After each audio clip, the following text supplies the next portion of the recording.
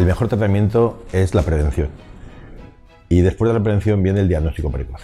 Necesitamos detectar los pacientes que tienen una infección para cuanto antes poner medidas. A pesar de todas estas medidas, tenemos un número de personas que tienen la infección por uno de estos virus, ya sea el VIH, el virus del SIDA, ya sea la hepatitis C o ya sea la hepatitis B, que no sabe si lo tienen, que no están diagnosticados.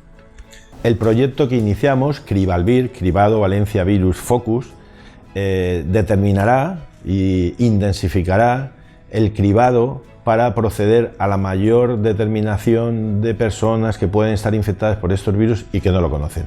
El diagnóstico precoz es fundamental en medicina en general, o sea, en todas las enfermedades es muy importante, ¿no?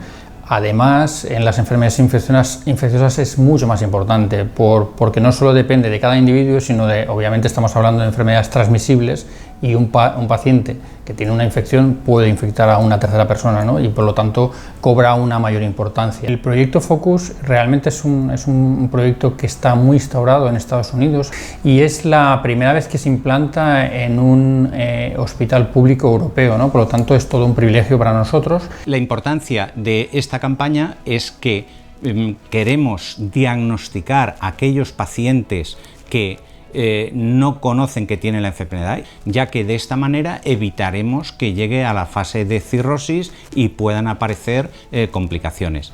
El diagnóstico es tremendamente fácil, quiere decir que son métodos totalmente incruentos, solamente con una extracción de sangre y una ecografía somos capaces de diagnosticar en la fase que está y dar el tratamiento adecuado a cada paciente y curarle.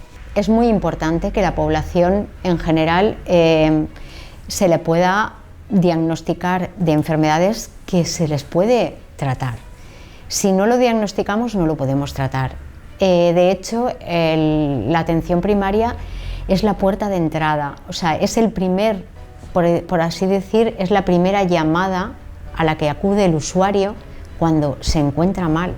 Con este programa lo que conseguimos es que personas que nunca se han planteado hacerse la prueba tengan la oportunidad, que su médico les diga, oye, ¿por qué no aprovechamos y te hacemos una prueba de VIH? Y que esa sea la oportunidad de saber cuál es su estado serológico, de saber si tienen VIH o si no lo tienen.